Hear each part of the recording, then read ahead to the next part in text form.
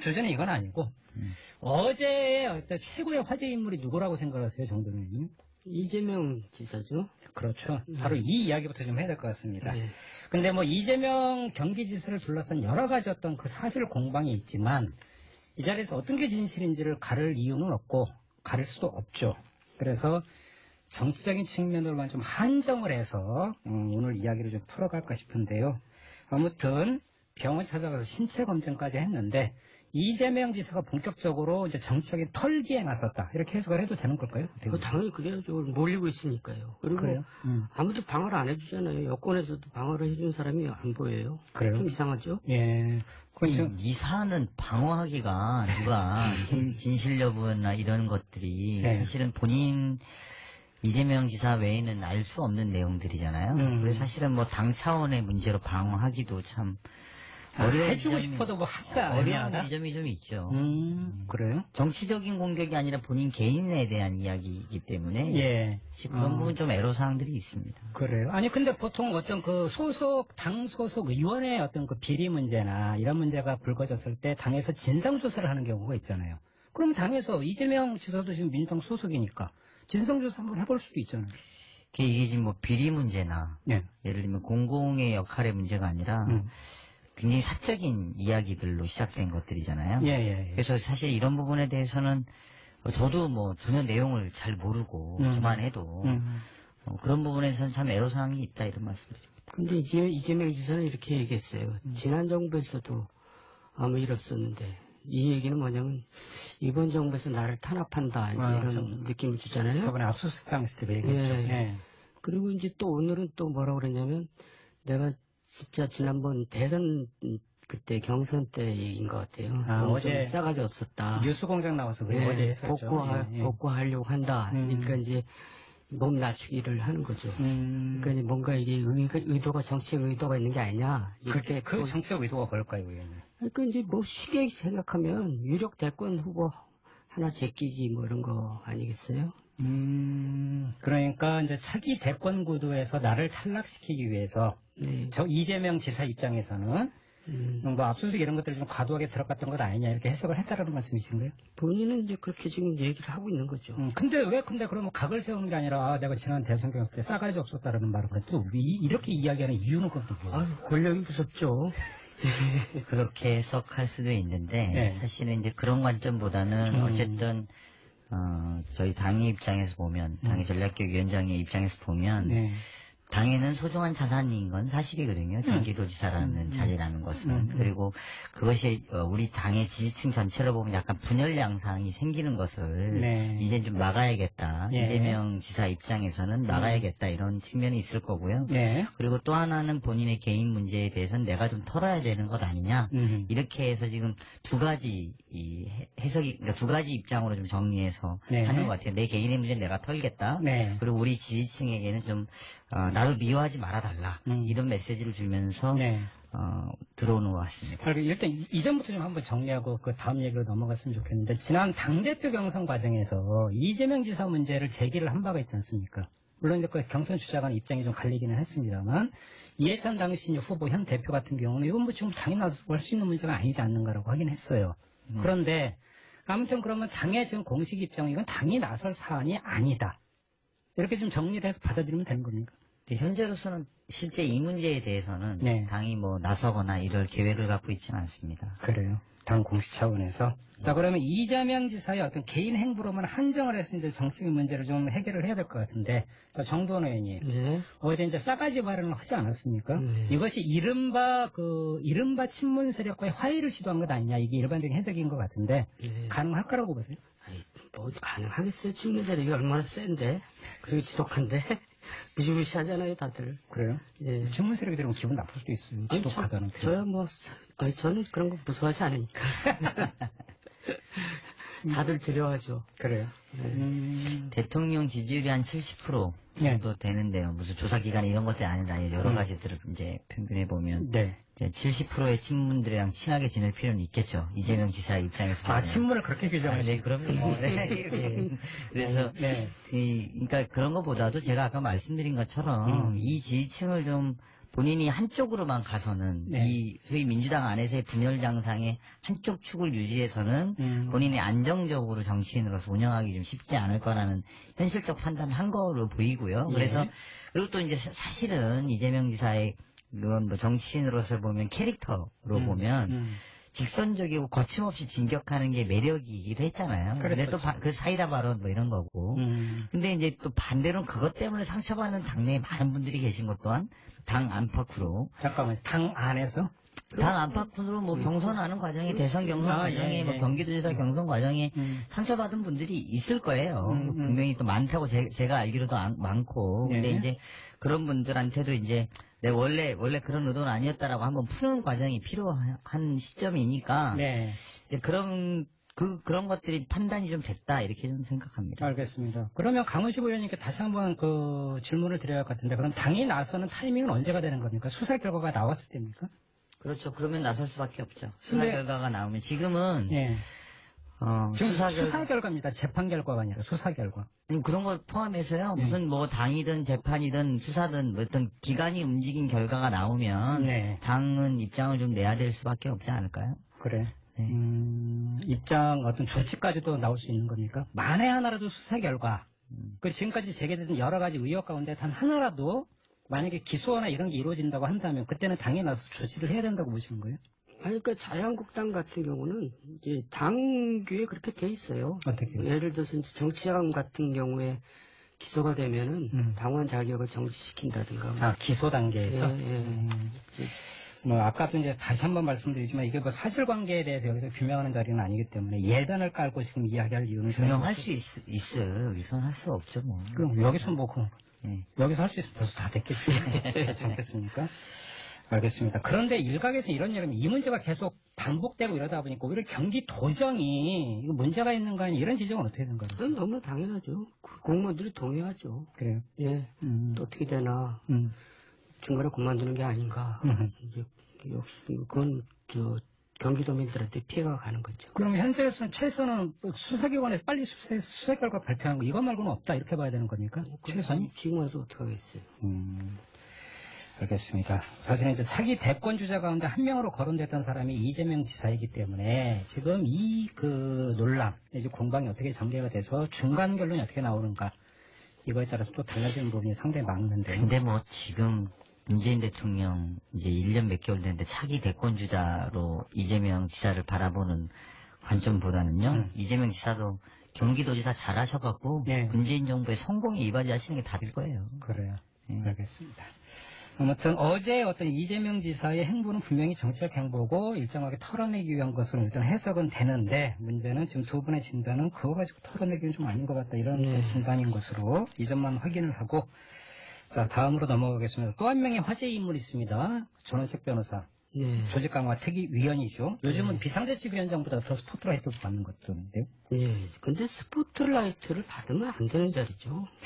칼을 휘둘러야 되는데 네. 말을 아끼고 조용히 있어야지 무섭거든요. 네. 근데 말을 많이 하면 안 무서워요. 그리고 그 말을 많이 하는 게 정치 행위가 돼버리잖아요. 그럼 지금 행보가 잘못됐다고 저 보시나요? 사람들 정치하는구나 이렇게 생각이 되면 힘이 빠지죠. 그래요? 그러면 지난 한 2주 정도 되는 건가요? 조강택이 위원으로서의 전원책이라는 이름 석자가 나온 다음에 한 2주 정도가 지났는데 2주의 행보를 보면 좀 부적절했다 이런 평가시네요. 정도원 의원님은? 조금 우왕좌왕하는 게 있고 오바입니까? 우왕좌왕하는 겁니까? 저도 잘 갈피를 못 잡겠어요. 뭘 어떤 방향으로 가겠다는 거죠. 왜냐하면 좌우로 왔다 갔다 하는 느낌이 들고. 네, 발언이 오락가락합니까? 예, 그러니까 좀 뭐 개혁적으로 가는 것 같다가 또 다시 또 반동적으로 가는 것 같고 뭐 네. 이상해요. 그래요? 앞뒤로 그냥 왔다 갔다. 그게 핵심인데요. 네. 우리가 방금 두 분이 말씀하셨던 바로 오락가락 이 단어가 핵심인데 네. 이게 아마 통합을 저해하는 가장 큰 걸림돌이 될 겁니다. 무슨 이게 말씀이세요? 실제로 통합을 주장하고 계시잖아요. 네. 한국당의 입장에서 바른미래당까지 크게 좀 그림을 그리려고 통합을 주장하고 있는데 일관성 있게 이게 느껴지지 않아요. 국민들 눈에서 보면 오락가락하고 네. 또 혁신도 하겠다는 건지 안 하겠다는 건지 또 이게 또 일관성이 없어요. 그래서 이 두 가지가 일관성이 있어야 제가 볼 땐 전략이 쓰는 건데 통합을 해내겠다. 네. 이러이러한 기조들을 우리가 하겠다. 혁신의 기조는 우리가 이렇게 하겠다. 이렇게 해서 그쪽이 예컨대 이제 그 통합의 대상이 되는 분들이 네. 그게 명쾌하게 느껴져야 어렵지만 한번 가보겠다 이래야 될 텐데 그래서 결과적으로 한국당의 혁신도 좀 어려운 국면 그리고 네. 통합도 좀 이렇게 매끄럽지 않을 것 같은 느낌? 뭐 이런 상황입니다. 알겠습니다. 좀 더 구체적으로 들어가서 전원책 조광택 의원이 무슨 말을 했냐면 한국당 모든 문제의 뿌리는 박근혜다 이렇게 규정을 하면서 끝장 토론 한번 해보자 했어요. 뭐 의원들은 별로 반가워하는 것 같지는 않던데 이런 인식은 어떻게 생각하십니까? 그 전에 본인이 또 어떤 말을 했냐면 박근혜 탄핵 과정은 문제가 있다고 얘기했어요. 네, 그 맞아요. 결론을 내린 셈이에요. 예. 그거에 대해서 얘기하자는 얘기는 자기 주장을 이제 피고 싶은 거죠. 그 박근혜 탄핵 과정에 문제 있다는 거는 이건 퇴행적인 얘기거든요. 네. 그리고 또 이제 뭐 태극기 세력 얘기도 했었잖아요. 그러니까 그런 면에서는 퇴행적이죠. 네. 그리고 또 이제 사회자가 할 얘기를 제가 미리합니다만은 경제 민주화 이게 잘못됐다. 이게 이제 잘못의 출발이다. 아, 요즘 정도령님이 제재를 너무 탐하시는 거예요. 네. 기장하세요. 아니 경제 민주화는 헌법에 있는 얘기고 또 그 덕분에 박근혜 대통령이 도움이 됐고 네. 물론 대통령이 돼서 그렇게 안 했지만은 네. 그리고 그게 이제 어떤 사회가 앞으로 전향적으로 나가가는 대세인데 그게 문제 출발점이다. 이거는 완전히 거꾸로 가는 얘기예요. 네. 몇 가지만 좀 짚어보면 아까 이제 오락가락 이런 게 어떤 데서 느껴지냐면 처음에는 바른미래당을 유인하기 위해서 친박 혁신하는 거 아니냐 약간 이런 느낌이었다가 네. 조금 지났더니 또 태국기 부대는 그거가 아니다. 또 뭐 하고 또 경제민주화가 문제다. 또 이러니까 이게 혁신이 아닌 또 더 과거로 돌아가는 느낌이 들고 말이죠. 네. 그러니까 내용상에서도 이렇고 그러면서도 끝장 토론 요구하는 거 보면 또 한편으로는 정치평론가의 그 정점에서 한번 정치평론의 그걸 한번 보여주시려고 하시나 이런 정도 생각이 들 정도로 네. 저는 지금 이 조강특위에서의 핵심적인 역할이라는 건 오히려 전체 데이터베이스를 보고 네. 우리 지금 한국당의 지역구 활동의 문제는 또는 지역 조직의 문제점은 뭐다. 네. 그리고 새롭게 뽑아야 될 기준은 어떤 거다. 이런 이야기를 해서 우리가 그러면 뭘 더 해야 되는구나 하고 이제 본인들이 그 지역위원장들이나 국회의원들이 노력하는 모습을 만들어야 되는데 네. 그런 기준과 가치에 대한 이야기는 안 주고 계세요. 그래서 그런 게 좀 문제인 것 저는 같아요. 너무 앞선 얘기 같지만은 네. 자유한국당 조강특위의 인적 쇄신은 내가 볼 땐 종쳤다라는 얘기 자꾸 하고 있습니다. 아무튼 그 정도님이 직설에서 가장 많이 쓰고 있는 단어 중에 하나가 종쳤다. 네, 그런 얘기를 하고 싶네요. 진짜로? 하고 싶다고요. 하고 싶다고? 한 건 아니고. 그럼 좀 근거를 좀 더 풍부하게 지금까지 시작하신 그런 문제 때문에 예, 그리고 어쨌든 지금 두서가 없어요. 그렇게 그래요? 일하는 거 아니거든요. 그래요. 예. 근데 저는 일단 아주 더 근본적인 질문. 조강특위에서 이런 얘기를 하는 게 맞는 건가요? 조강특위 위원이? 그건 어떻게 보세요? 그러니까 이제 사실 비대위원장이 네. 여태까지 몇 달에 걸쳐서 이제 해온 거 하겠다는 게 그게 당의 정체성을 확인하겠다 그 얘기거든요. 예. 근데 거기에 대해서 이의를 제기한 겁니다, 사실. 그러니까 김병준 위원장이 노선하고 전혀 반대되는 얘기를 한 거거든요. 그러니까 김병준 위원장이나 김영수 사무총장 지금 무지 당혹스러울 겁니다. 지금 야 우리가 지금 뭘 했지 잘못 뽑은 거 아니야 이제 이렇게 생각하겠죠. 그래요? 예. 근데 뭐 전원책 변호사의 캐릭터가 워낙 뚜렷하신 분이기 때문에 그 정도도 예상을 못했을 거예요. 그 정도 예상은 했겠지만 네. 그러니까 이게 정확하게는 이런 거잖아요. 규정하면 평론하는 조강특위잖아요. 아 예. 조강특위가 평론하면 안 되죠. 근데 보통은 조강특위라는 건 조강특위 위원장이 당의 사무총장이 하거든요.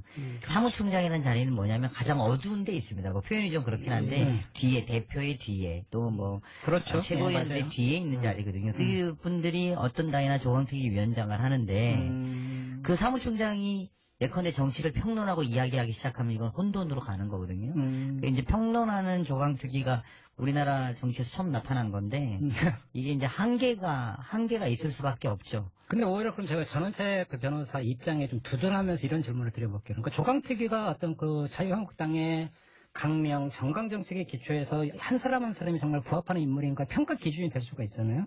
근데 이게 지금 뭔가가 비어있고 무너졌기 때문에 먼저 이것부터 잡기 위한 과정이다. 이렇게 좋게 해석할 여지는 없는 겁니까?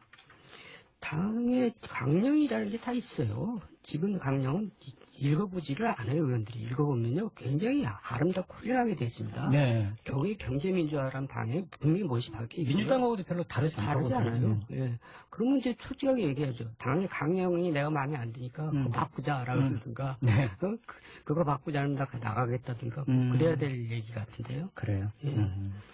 알겠습니다. 근데 여기서 재미난 게, 전원채 변호사가 조강특위 위원으로서 시동을 건과 동시에, 김병준 비대위원장의 행보도 빨라지고 있던데요. 특히 외부 인사 영입 작업을 본인이 본격적으로 좀 하고 있는 거 아니겠습니까? 제주도도 간다라는 거고, 오세훈 전 서울시장 이야기도 하고, 이건 역할 분담으로 봐야 되는 겁니까? 경쟁 구도로 봐야 되는 겁니까? 어떻게 봐야 되는 겁니까? 그게 꼭 경쟁이라고 할 거 없고요. 네. 그거는 뭐 이제 비대위원장으로서 당연히 할 일을 하는 건데 도와주는 거죠.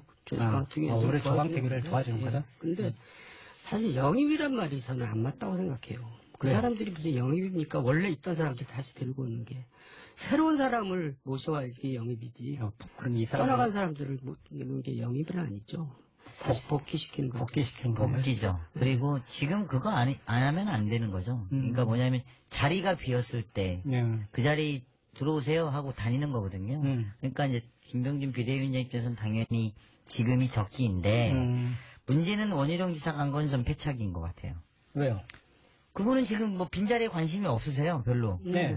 내가 뭐 지금 도지사를 하고 있는데 무슨 국회의원 자리 비워놓고 와서 이제 와달라. 네. 이야기가 지금 본인으로서는 전혀 그럴 필요가 없기 때문에 모르겠어요. 답은 어떻게 되는지 모르겠지만 제가 원희룡 지사에 가까운 사람이라면 뭐 아무 답도 안 할 것 같은데요. 그러니까 지금 김병준 비대위원장의 행보를 비유적으로 표현하자면 밥 해놨다 돌아와라 이거네요. 그러니까. 네. 근데 여기는 밥 먹을 생각이 없는 거죠. 아니요, 아직 밥이 됐다고 생각하지 않나요? 밥이 지금 밥이 아직 안 됐다. 어떻게 설었다. 밥이 설을 건지 질 건지 좀 봐야겠다. 이제 그런 거 아니겠어요? 알겠습니다. 그리고 정도는 이렇게 좀 여쭤보고 싶은 게 태극기 세력이 요즘 자유한국당에 계속 입당을 하고 있다고 하지 않습니까? 뉴스 보셨죠? 예. 만약에 이렇게 이게 조직적으로 입당을 하고 있는 거라면 이후 자유한국당 행보에 어떤 영향을 미칠 거라고 보세요? 그러니까 자유한국당이 지금 지지율이 이제 낮은 수준에서 답보를 보이고 있는 게 태극기 세력이 중심이 되어 있기 때문에 그렇거든요. 예. 그러니까 이제 지지율을 올리려면 스펙트럼 넓혀가지고 좀 더 중도 쪽으로 가야 되는데 지금 그 반대로 가고 있기 때문에 그래서 제가 정쳤다 말하고 싶은 거죠. 야, 역시 또 정쳤다. 왓썸맨 TBS 앱으로 왓썸맨님이 좀 질문을 주셨는데 바른미래당 내 11명, 그러니까 바른정당 출신이지 않습니까? 한국당으로 갈까요? 라고 질문 주셨네요. 그러니까 총선 이제 임박하면은 그때는 이름도 자유한국당은 없을 텐데 뭐 이거 거기서 나오겠죠. 예. 알겠습니다. 다음 주제로 넘어가죠. 짧고 굵게. 유시민 노무현 재단 신임 이사장 있지 않습니까? 예. 정치 복귀할까요? 복귀하죠. 단언하십니까? 그럼요. 근거 좀 말씀해 주세요. 어떻게? 그러니까 지금 제가 볼 땐 인기가 굉장히 좋아요. 이미지도 많이 좋아졌고. 제가 대권 앞에 장사 없다고 얘기한 거를 풀어 얘기하면 대권의 유혹을 이길 장사 없다 그런 얘기거든요. 이분도 이제 지금 사실 고수가 굉장히 고단수 발언을 계속 하고 계시는데 지지율을 계속 올리고 있는 발언이죠. 그게. 그렇게 해석을 하세요? 예. 전략기획위원장님 어떻게 생각을 하십니까? 왜 시선을 안 맞추십니까? 일단 어렵게 오늘은 제가 그 말씀 드렸는데. 일단 우리는 대통령의 임기가 4년이나 남아서 문재인 대통령의 성공을 바라고 있다. 이건 제가 질문 괜히 드린 거 같다. 그냥 정돈 의원께만 질문 계속. 근데 우리로서는 당으로서는 예전에 히딩크가 말한 아직도 우린 배고프다. 우린 더 많은 사람들이 있을수록 우린 좋다. 그러니까 그러면 차기라고 하는 그 단어에 부담감을 가지니까 미래 인재. 그럼 뭐 더 미래 인재는 많을수록 좋다. 더 미래 인재는 많아야 한다. 근데 제가 하나 여쭤볼게요. 유시민 이사장은 전에는 정의당원이었어요. 왜 민주당으로 이렇게 단언을 했어요? 아니 뭐 어디로 가든 우리는 어디로 가든 뭐 미래 인재들은 많이 가까이 지낼수록 좋다. 이렇게. 그러면 강훈식 전략기획위원장님의 예견을 제가 풀어서면 유시민 이사장께서 민주당으로 복귀해서 미래 인재가 될 가능성은 부정하지 않는다. 이렇게 중간 정리하면 그렇게 하면 부정하겠습니다. 그러면 정두원 의원님께 단언을 하셨으니까 정치 고수인 이해찬 대표가 이것까지 염두에 두고 유시민 전 장관에게 노무현 재단 이사장직을 맡겼다고 보세요? 어쨌든 당에 이제 지금 강호식 의원 얘기대로 인재를 다 이제 끌어모아가지고 이제 장기 집권하겠다는 거 아니에요? 근데 제가 이 질문을 드린 이유를 아세요? 지난주에 의원님께서 대권 앞에 장사 없다라는 명언을 남기시면서 그 대상이 이해찬 대표였어요. 그것도 다 해당이 되죠. 그러니까 무슨 얘기냐면 이해찬 대표도 이렇게 당 대표로서 업적을 쌓고 성과를 내면 그 차기 구도에서 상당히 앞서 나갈 수 있다라고 만약에 그렇게 전망을 한다면 그럼 유시민 이사장과의 관계는 또 어떻게 되는 거예요? 그런 면에서는 굉장히 훌륭한 일을 하신 거죠. 이해찬 대표가? 정치인들은 사실 자기하고 경쟁되는 사람들을 내 지지 끌어들이지 않거든요. 그래서 질문 드린 굉장히 거예요. 훌륭한 일을 한 거예요. 만약에 경쟁을 하더라도 정정당당하게. 와, 그런 그림입니까? 아니, 그 본인의 지금 제가 볼 때는 의사는 없어요. 그분도 나중에 이제 근접해 가면은 이제 거기에 못 견딘다 그런 얘기죠. 정도원 의원님은 굉장히 큰 원칙은 모든 국민은 대권 앞에 장사가 아니다. 이 그렇죠. 대명제인 거예요. 그러니까 모든 국민 거기 누구를 대입해도. 열심히 좀 각 세웠는데 강훈식 의원님 이렇게 풀어버리면 지금까지 질문 저는 뭐가 하냐라고. 도와줘서 고맙습니다. 네. 두 분이 저하고 이렇게 지금 이렇게 너무 친해졌어요. 연대 전선을 지금 구축하는 것 같아요. 이 사회자 자리까지 호시탐탐 누리고 있으면서. 알겠습니다. 아무튼 강훈식 의원 빼고 정돈 의원께서는 유시민 이사장이 정계에 복귀할 가능성이 대단히 높다. 이렇게 아주 단정까지 하셨다는 점을 확인하면서 오늘 직설은 마무리하도록